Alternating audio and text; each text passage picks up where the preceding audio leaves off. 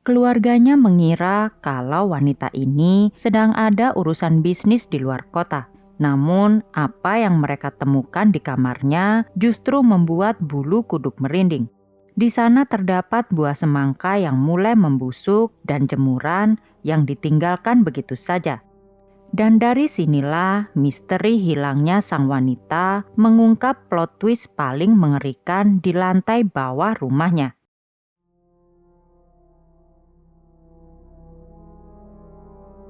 Di malam tanggal 11 Juli tahun 2012 lalu, seorang ibu berulang kali mencoba menghubungi putrinya lewat telepon.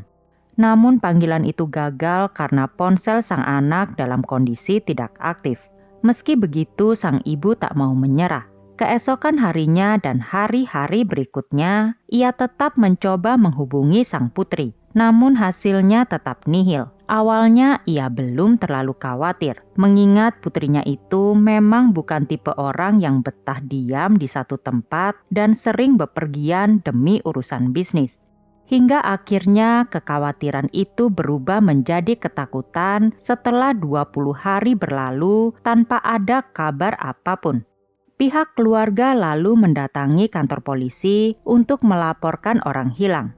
Menerima laporan tersebut, petugas kepolisian segera mendatangi apartemen sang anak yang berada di kompleks perumahan wilayah Zhangji, Zhengzhou. Di sana polisi tidak menemukan adanya tanda-tanda kekerasan, semua tampak rapi. Tapi kondisi itulah yang membuat kekhawatiran semakin memuncak.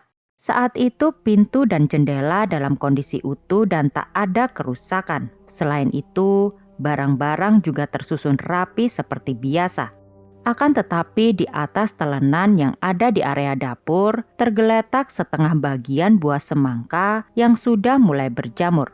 Sedangkan di area kamar tidur di atas kasur, mereka menemukan tumpukan kain spray dan selimut yang sebelumnya sempat dijemur oleh si pemilik rumah yang kemudian dimasukkan oleh tetangga ke dalam rumah.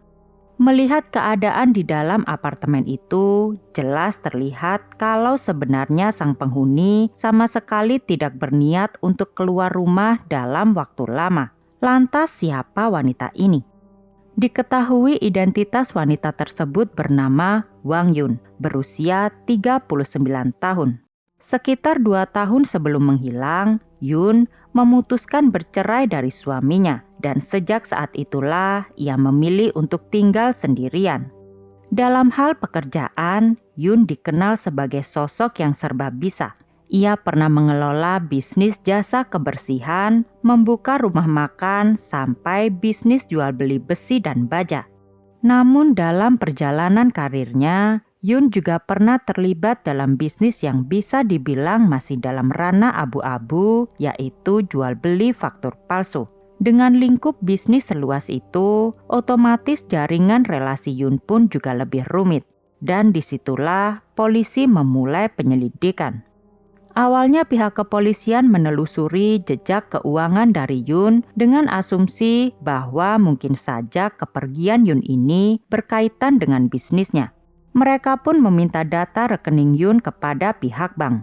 Begitu data rekening bank diperiksa, polisi menemukan satu kejanggalan yang akan merubah arah penyelidikan. Diketahui pada malam yang sama ketika Yun sudah tidak dapat dihubungi, 2 kartu ATM miliknya telah digunakan sebanyak 3 kali di 3 lokasi berbeda. Jumlah uang yang ditarik mencapai lebih dari 50.000 yuan atau sekitar 130 juta rupiah yang dilakukan secara maraton mulai dari pukul 10 malam. Dari rekaman CCTV di area ATM, polisi melihat sosok pria diperkirakan berusia 40 tahun yang melakukan penarikan tersebut. Namun wajah pria misterius itu mustahil untuk dikenali. Di tengah malam yang gelap, ia sengaja menyembunyikan identitasnya dengan topi panjang serta kacamata hitam besar yang menutupi wajahnya. Di balik topinya terlihat rambut ikal yang mencuat keluar. Hal ini memicu kecurigaan baru bagi polisi karena rambut itu tampak sangat kaku dan diduga kuat merupakan rambut palsu atau wig. Oleh karena itu polisi meyakini kalau kejadian ini sudah direncanakan dengan sangat matang. Sebenarnya secara aturan hukum yang berlaku, tanpa adanya jasad atau bukti kekerasan yang jelas, kasus ini belum memenuhi syarat untuk ditangani sebagai kasus pembunuhan. Namun setelah melihat rentetan kejanggalan yang mulai bermunculan, ditambah desakan kuat dari pihak keluarga, tim penyidik akhirnya mengambil keputusan yang tidak biasa. Mereka resmi menetapkan kasus hilangnya Yun sebagai dugaan tindak kejahatan serius. Kasus ini pun mulai ditangani layaknya sebuah kasus pembunuhan, meskipun saat itu kondisi Yun masih merupakan tanda tanya. Apakah ia masih hidup atau sudah meninggal? Hal tersebut masih menjadi misteri yang sangat besar. Namun walau begitu, polisi tetap melanjutkan penyelidikan dengan menelusuri riwayat panggilan telepon Yun. Mereka berasumsi kalau siapapun yang berhasil membujuk Yun untuk keluar rumah saat itu sudah pasti orang yang ia percayai. Dan dari catatan riwayat panggilan itu ditemukan satu nama yang terakhir dihubungi oleh Yun. Nama orang itu adalah Liu Jinfeng yang akrab dipanggil Feng. Feng sendiri adalah seorang wanita pemilik sebuah studio foto pernikahan yang memang telah lama mengenal Yun.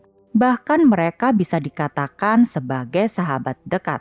Keduanya juga sering menghabiskan waktu bersama dengan berbagai kegiatan. Tepat pada pukul 9 pagi di tanggal 11 Juli, Yun tercatat sempat menelpon Feng selama beberapa detik. Secara logika, waktu sesingkat itu tidak akan cukup jika Yun berbicara dengan orang asing. Namun bagi orang yang sudah sangat dipercaya, belasan detik sudah lebih dari cukup untuk memancing Yun keluar dari rumah. Komunikasi antar teman dekat tidak lagi butuh basa-basi. Cukup dengan ajakan singkat seperti, "Aku di bawah, turun sebentar ya." Yun tentu langsung menurut. Ia lalu keluar begitu saja mengira urusannya akan selesai dalam waktu singkat. Oleh karena dugaan itu, pihak kepolisian pun memanggil Feng untuk diminta keterangan. Feng mengaku bahwa ia sendiri sudah lama berusaha mencari Yun karena ia juga khawatir atas kabar hilangnya sang sahabat. Feng lalu menyebutkan kalau di awal bulan Juli, tak lama sebelum kejadian, Yun sempat mengatakan bahwa dirinya sedang menghadapi sebuah masalah besar. Namun kala itu Yun tak menjelaskan secara terperinci apa masalah besar tersebut. Ketika polisi menanyakan kepada Feng tentang percakapan terakhir mereka, jawaban Feng jadi tidak jelas. Ia mengaku tak mengingat pasti apa pembicaraan mereka di panggilan singkat tersebut. Hal itu tentu membuat penyidik semakin mencurigai Feng. Tapi sebelum kecurigaan itu berkembang lebih jauh, Feng melontarkan sebuah pengakuan yang langsung mengubah arah penyelidikan. Ia menyebut nama orang lain yang memiliki hubungan jauh lebih rumit dengan Yun. Sosok yang selama ini sama sekali belum masuk dalam radar kepolisian. Orang itu bernama Zhang Laowu, seorang pekerja pabrik biasa yang dikenal memiliki pergaulan luas yang membuatnya cukup disegani. Sekitar 3 tahun sebelum Yun menghilang, Lau pernah mempercayakan pengelolaan sebuah rumah makan kepada Yun. Namun, karena saat itu Yun nampaknya kurang cakap untuk mengelola bisnis tersebut, rumah makan itu pun terus merugi. Yang membuat persoalan semakin rumit bukan hanya tentang kerugian tersebut, melainkan apa yang terjadi setelahnya. Saat itu tanpa sepengetahuan Lau, Yun secara sepihak mengalihkan hak pengelolaan rumah makan tersebut kepada orang lain senilai hampir 100.000 yuan atau sekitar 250 juta rupiah. Setelah mendapatkan uang tersebut, Yun pun kabur begitu saja.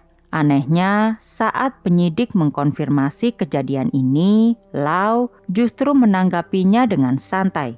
Ia hanya menjawab singkat bahwa uang sebesar itu sudah ia ikhlaskan dan dia anggap hilang begitu saja tanpa memberikan alasan logis mengapa ia bisa merelakan kerugian sebesar itu dengan begitu mudah.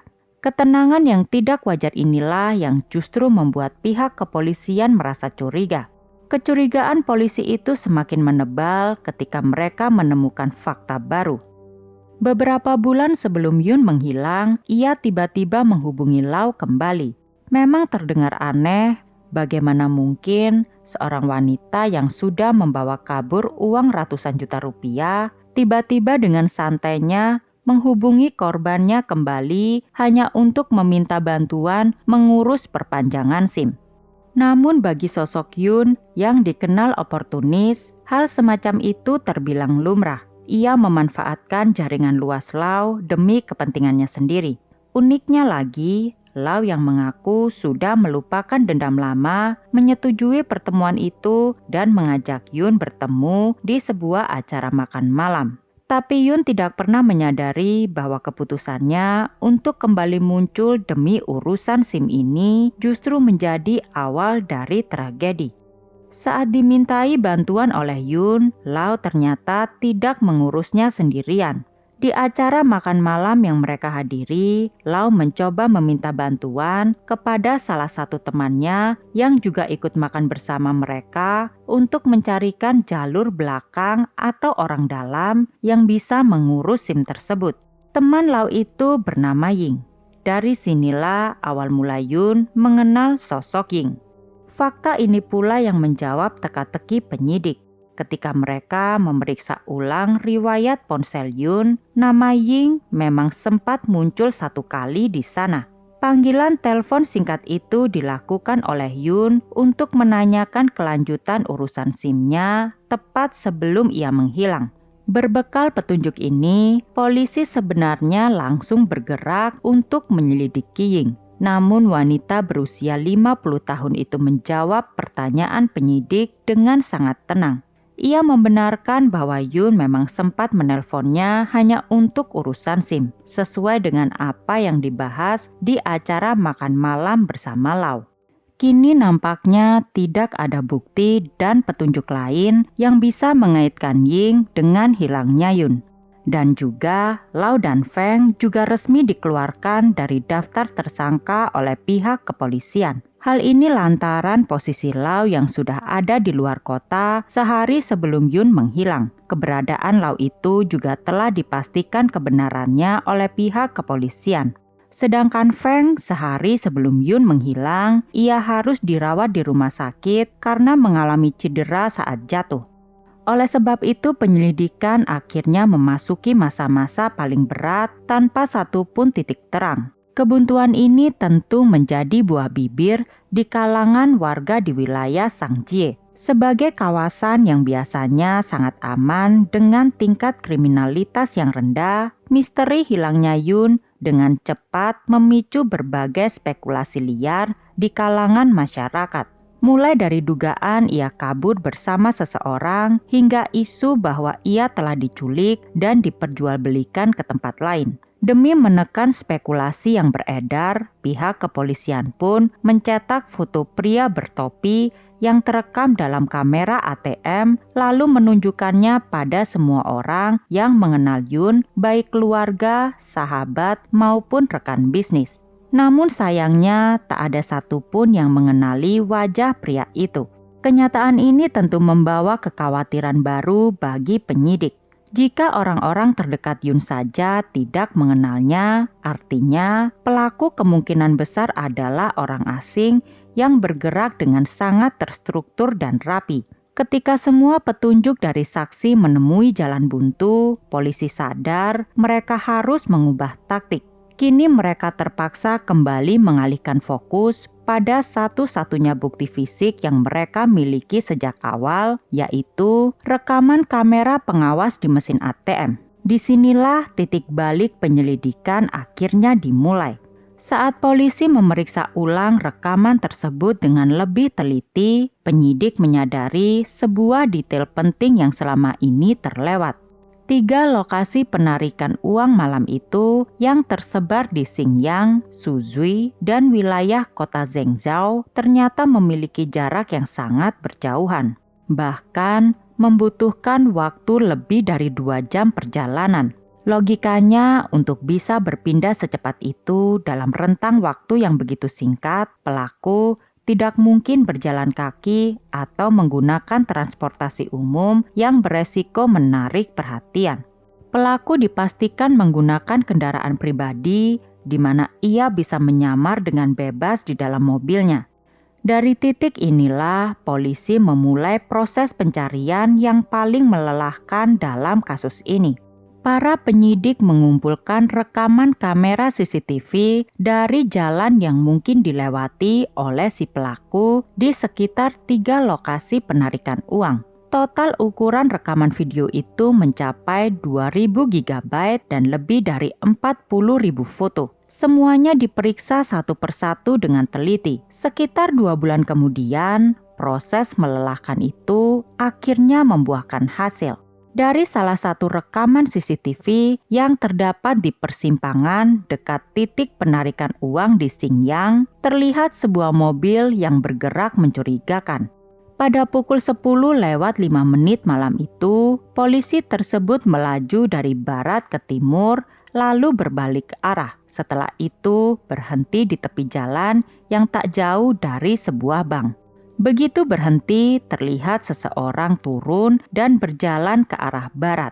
Dari pihak bank sendiri tercatat kalau transaksi penarikan uang terjadi di antara pukul 10:14 hingga 10:20 dan mobil itu baru terlihat kembali berjalan tepat pukul 10:28. Rentang waktu mobil berhenti memang nyaris sempurna dengan waktu uang itu ditarik. Maka dari itu, polisi kemudian segera menguji jarak dari titik mobil berhenti ke mesin ATM. Jaraknya kurang dari 100 meter. Dengan jalan kaki, jarak tersebut bisa ditempuh hanya dalam hitungan detik. Temuan ini seakan menunjukkan kalau sosok yang turun dari mobil itulah yang menarik uang dari rekening Yun. Sayangnya rekaman itu terlalu buram untuk polisi bisa melihat plat nomor dan model kendaraannya. Namun petunjuk baru datang dari pihak pengelola sebuah kompleks perumahan yang berada di jalur yang sama di mana mobil tersebut melintas. Mereka menyerahkan rekaman video CCTV pada tanggal 11 Juli. Walau video itu hanya memperlihatkan mobil tersebut melintas selama 4-5 detik, di sini model kendaraan lebih terlihat jelas. Mobil itu bertipe sedan konvensional berwarna terang, bukan mobil hatchback, melainkan sedan utuh dengan bagasi terpisah. Dan yang lebih penting adalah ketika mobil tersebut berhenti sejenak, seorang wanita yang mengenakan rok turun dari pintu depan sisi penumpang dan selanjutnya ia berjalan menyeberang jalan sebelum kembali naik ke mobil beberapa menit kemudian. Ini berarti di dalam mobil itu bukan hanya ada satu orang saja. Yang jelas ada seorang pria yang mengemudi dan seorang wanita yang duduk di kursi penumpang. Dengan menggabungkan seluruh potongan rekaman CCTV yang ada, pihak kepolisian pun berhasil mengambil kesimpulan. Dari hasil analisis mendalam terhadap bentuk bodi sedan dan letak lampu sein belakangnya, penyidik berhasil mempersempit kandidat kendaraan menjadi 4 merek saja, yaitu Nissan, Kia, Hyundai, dan Chevrolet. Berbekal data identifikasi tersebut, polisi langsung menyisir daftar kendaraan di wilayah sekitar hingga akhirnya mereka berhasil mengunci satu unit mobil yang sangat spesifik, yaitu sebuah sedan Kia berwarna abu-abu silver. Setelah diperiksa, mobil itu terdaftar atas nama seorang pria yang bermarga Shi. Namun ketika penyidik memeriksa foto wajah Shi, perawakan fisiknya sama sekali tidak cocok dengan pria misterius di rekaman ATM. Kecurigaan polisi justru beralih ketika mereka menyelidiki lingkaran keluarga Shi. Polisi menemukan sosok Zheng, adik ipar Shi yang sekaligus merupakan pengguna asli mobil tersebut. Meskipun pelaku di ATM menggunakan topi dan kacamata hitam besar, penyidik yang jeli melihat adanya kemiripan struktur rahang dan perawakan fisik yang sangat identik antara Zheng dengan pria misterius di dalam rekaman kamera pengawas ATM. Namun saat polisi mendatanginya, Zheng ternyata sudah tak berada di Zhengzhou. Diketahui sebelum ia pergi, Zheng telah menjual seluruh aset miliknya termasuk bisnis minimarket dan kendaraan pribadinya. Pihak keluarga juga mengaku tak tahu kemana Zheng beserta anak istrinya pergi. Pelarian Zheng bersama keluarga kecilnya ini seketika mempertegas kecurigaan penyidik. Terlebih lagi, polisi menduga kuat bahwa hilangnya Yun melibatkan lebih dari satu orang, yakni sosok wanita mengenakan rok yang sebelumnya tertangkap kamera CCTV duduk di kursi penumpang mobil Zheng pada malam kejadian disinyalir merupakan kaki tangan yang terlibat. Awalnya identitas wanita itu memang menjadi misteri. Namun ketika penyidik mulai menguliti latar belakang Zheng, mereka menemukan sebuah fakta mengejutkan. Zheng ternyata menjalin hubungan asmara gelap dengan seorang wanita dan kerap menginap di apartemennya. Dan kebetulan apartemen selingkuhan Zheng itu berada tepat satu lantai di bawah kamar Yun. Yang membuat polisi semakin tercengang adalah wanita itu tak lain adalah Ying, sosok yang sebelumnya sempat dimintai keterangan namun terabaikan karena dinilai hanya sekedar saksi yang tidak punya kaitan langsung dengan korban. Dari sinilah sebuah rahasia busuk mulai terkuak. Polisi menyadari bahwa Ying adalah jembatan yang menghubungkan semua teka-teki ini. Ying mengenal Yun melalui Lau, mengingat Lau memiliki dendam masa lalu karena uangnya pernah dibawa kabur oleh Yun, timbullah sebuah kecurigaan baru. Mungkinkah Lau sebenarnya adalah dalang utama yang sengaja menyuruh sepasang kekasih ini untuk mengeksekusi Yun? Teori tentang keterlibatan Lau sebagai dalang dari semua ini sempat membuat penyidik yakin bahwa mereka telah berhasil memecahkan misteri hilangnya Yun. Namun polisi tidak bisa gegabah. Untuk membuktikannya, mereka harus menangkap Zheng terlebih dahulu, pria bertopi misterius yang kini statusnya menjadi buron. Melakukan pencarian terhadap seseorang di negara seluas Cina bukanlah perkara mudah, apalagi Zheng benar-benar bisa bersembunyi dengan sangat rapi. Pencarian secara intensif itu berlangsung selama 5 bulan dari musim panas hingga menjelang musim dingin. Sampai akhirnya di pertengahan bulan Desember tahun 2012, keberadaan Zheng mulai terendus kepolisian. Ia diketahui bersembunyi di kota Shenzhen yang berjarak ribuan kilometer dari Zhengzhou. Oleh karena itu, tepat di tanggal 20 Desember 2012, sebuah operasi penyergapan serentak dilancarkan. Saat itu polisi dibagi menjadi 3 tim. Di Shenzhen inilah Zheng akhirnya diringkus tanpa perlawanan di tempat persembunyiannya. Dan di saat yang sama, tim polisi wilayah Sangjie juga berhasil menciduk Ying di apartemennya serta Lau di kediamannya. Kini 3 orang yang berada dalam satu pusaran misteri ini berhasil digelandang ke kantor polisi. Awalnya para penyidik mengira proses interogasi akan berjalan alot dan penuh penyangkalan. Namun begitu ketiganya didudukan di ruang interogasi terpisah, semua langsung terungkap. Mental Zheng rupanya sudah tak sanggup menahan semuanya. Ia langsung mengakui semua perbuatannya dan pengakuannya ini juga diperkuat oleh kesaksian dari Ying. Dari sinkronisasi kesaksian pasangan kekasih gelap inilah, polisi akhirnya mengetahui sebuah fakta penting bahwa Lau ternyata sama sekali tidak terlibat dalam rencana keji ini. Lau benar-benar tidak terlibat dan hanya dimanfaatkan secara sepihak oleh Zheng dan Ying sebagai jembatan untuk bisa mengenal Yun. Maka dari itu, Lau pun resmi dibebaskan dari segala tuduhan. Bersamaan dengan itu, misteri tentang apa yang sebenarnya terjadi pada Yun di tanggal 11 Juli akhirnya terungkap dari mulut kedua pelaku. Dan di momen itulah harapan keluarga untuk dapat melihat Yun kembali dalam keadaan hidup seketika sirna. Karena di hari di mana ia menghilang, Yun rupanya langsung dihabisi dengan keji. Semua kejadian ini bermuara dari tabiat buruk Zheng yang merupakan seorang penjudi akut. Karena terlilit hutang besar di mana-mana, saat itu Zheng dan Ying mulai gelap mata dan mencari cara instan untuk mendapatkan uang. Benih-benih rencana jahat ini sebenarnya sudah tertanam sejak acara makan malam bersama Lau. Di sana, Ying mendengar cerita bahwa Yun adalah wanita kaya yang berniat membeli mobil mewah seharga ratusan ribu yuan. Namun saat itu, Ying dan Zheng belum tahu di mana Yun tinggal hingga akhirnya dalam sebuah kebetulan di lorong apartemen mengubah segalanya. Suatu hari di tangga kompleks apartemen miliknya, Yun berjalan turun dan tidak sengaja berpapasan dengan Ying yang sedang bersama Zheng. Yun yang merasa mengenali Ying dari urusan SIM sebelumnya langsung menyapa dengan kaget. Begitu Yun masuk ke kamarnya, Ying secara berbisik kepada Zheng menjelaskan bahwa wanita yang baru saja menyapa mereka adalah Yun, si wanita kaya yang diceritakan oleh Lau.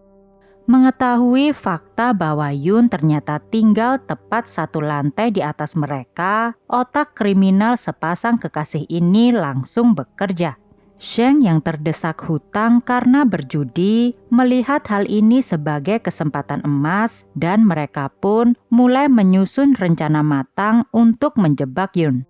Siasat keji itu akhirnya dieksekusi pada pagi hari tanggal 11 Juli. Dengan menggunakan alasan urusan perpanjangan SIM yang sempat mereka bahas sebelumnya, Ying menelpon dan memanggil Yun untuk turun ke bawah mampir sebentar ke apartemennya yang berada tepat di lantai 4. Karena mengira Ying adalah orang baik yang tulus ingin membantunya, Yun pun turun dengan santai. Ia bahkan meninggalkan setengah buah semangka yang baru dibelahnya di atas telenan dapur tanpa pernah tahu bahwa ia tak akan pernah kembali lagi. Begitu Yun melangkah masuk ke dalam apartemen Ying dan duduk di sofa, Zheng yang sudah bersembunyi di dalam rumah langsung bergerak secara tiba-tiba, menyergap dan memiting tubuh Yun.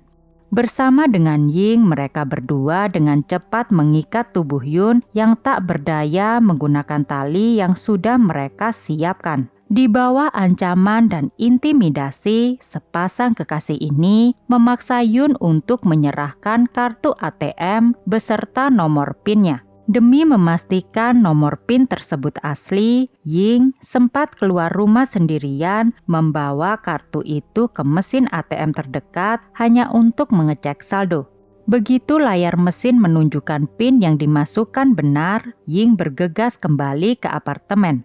Dalam perjalanan pulang, Ying menyempatkan diri singgah ke sebuah toko untuk membeli sebilah pisau dapur dan sebuah rambut palsu atau wig. Sesampainya di dalam apartemen, tanpa belas kasihan sedikit pun, Zheng dan Ying langsung menghabisi nyawa Yun secara kejam.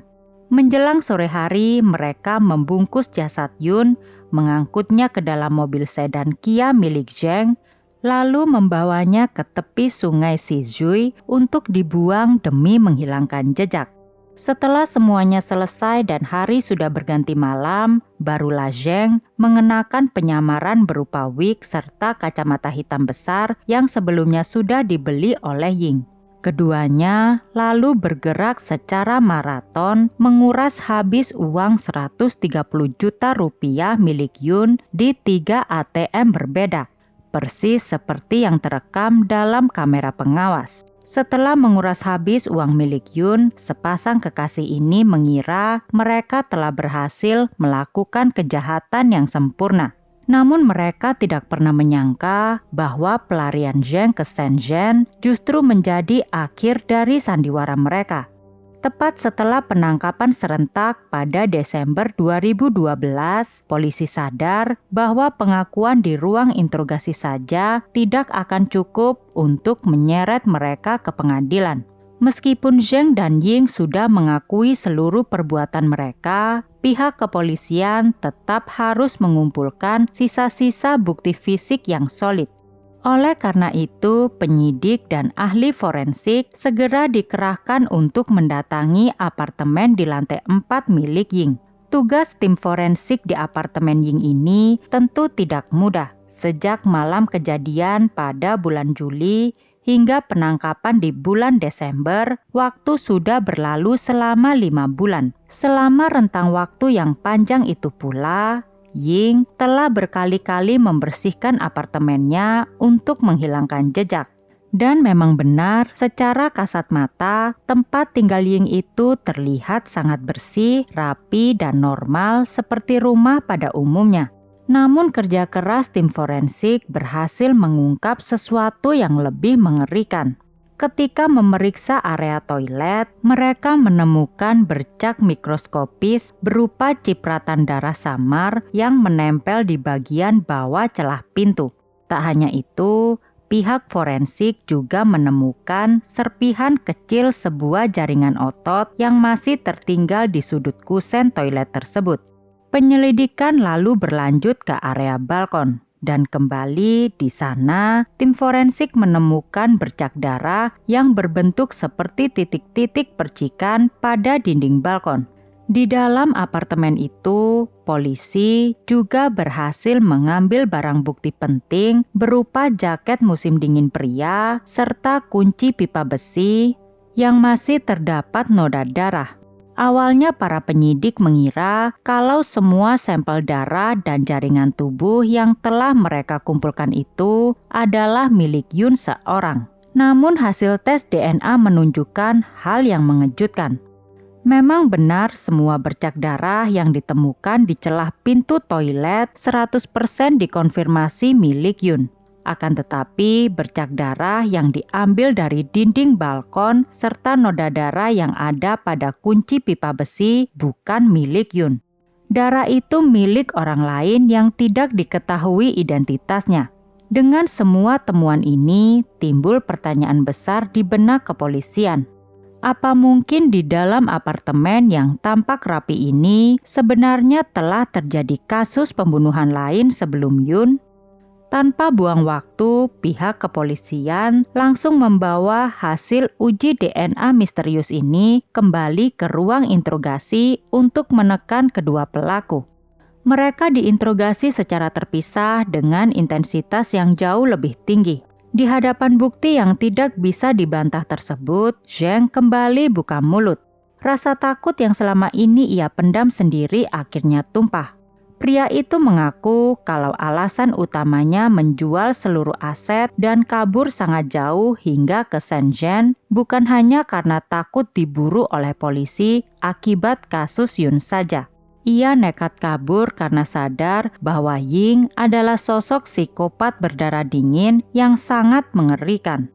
Zheng menceritakan bahwa setelah mereka mengeksekusi Yun di malam itu, ia tidak sengaja melihat cara Ying membersihkan sisa-sisa darah di dalam apartemen dengan begitu tenang, santai, dan tanpa ekspresi ketakutan sedikit pun.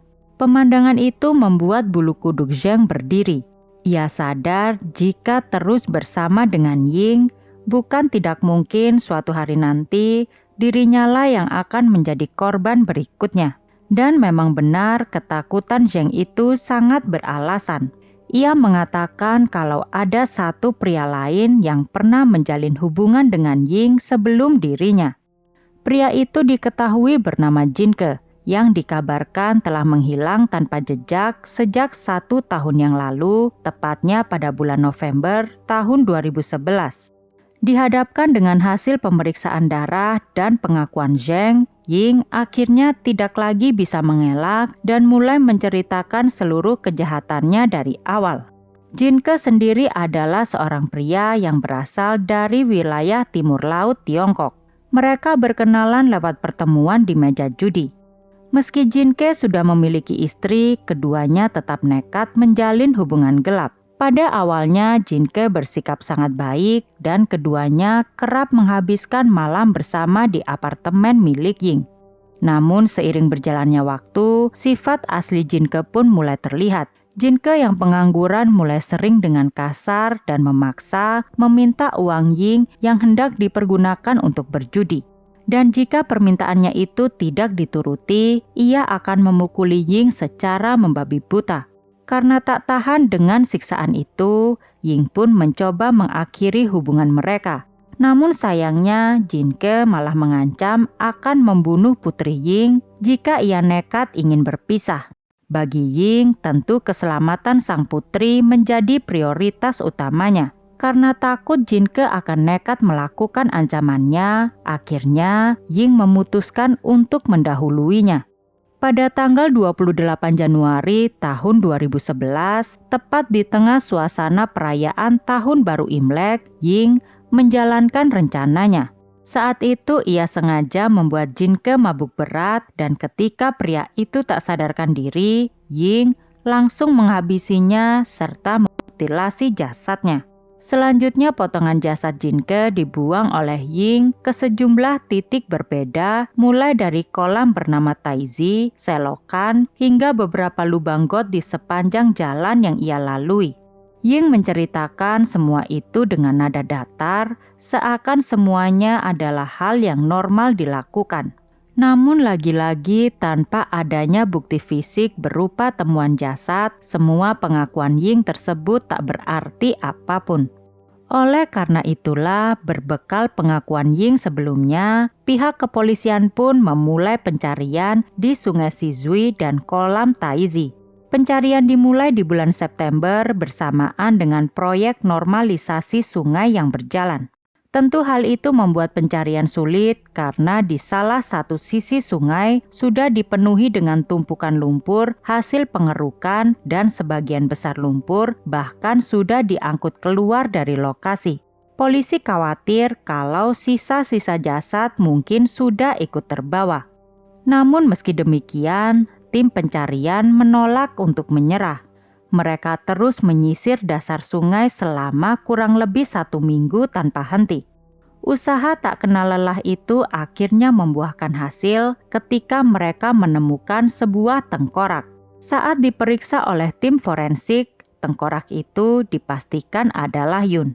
Tak lama kemudian di kolam Taizi juga ditemukan sebuah rangka tulang dada yang setelah diidentifikasi merupakan milik Jinke. Mengetahui hal itu, keluarga Yun tentu tak sanggup menahan kesedihan. Mereka tak menyangka kalau hidup Yun akan berakhir setragis itu.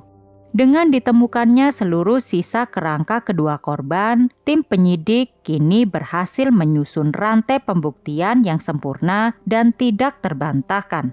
Hasil uji forensik DNA, penemuan barang bukti, kunci pipa besi, hingga kesaksian sinkron dari kedua pelaku menjadi pondasi hukum yang sangat kuat bagi jaksa penuntut umum untuk menyeret keduanya ke meja hijau. Dalam persidangan yang diadakan di Pengadilan Menengah Kota Zhengzhou, fakta-fakta persidangan dengan jelas membuktikan adanya unsur perencanaan yang matang, motif perampokan harta, serta tindakan pembunuhan berantai yang dilakukan secara keji. Menimbang beratnya rekam jejak kriminalitas dan bahaya nyata yang ditimbulkan oleh kedua pelaku terhadap masyarakat, majelis hakim akhirnya mengambil keputusan yang tegas. Pengadilan resmi mengetok palu dan menjatuhkan vonis berat kepada Ying dan Zheng. Keduanya mendapatkan vonis hukuman mati mutlak dengan perintah eksekusi segera tanpa ada kemungkinan pengurangan hukuman sedikit pun. Bagaimana pendapat kalian dengan kasus ini? Silahkan share di kolom komentar dan jangan lupa untuk like and subscribe. Terima kasih. Bye.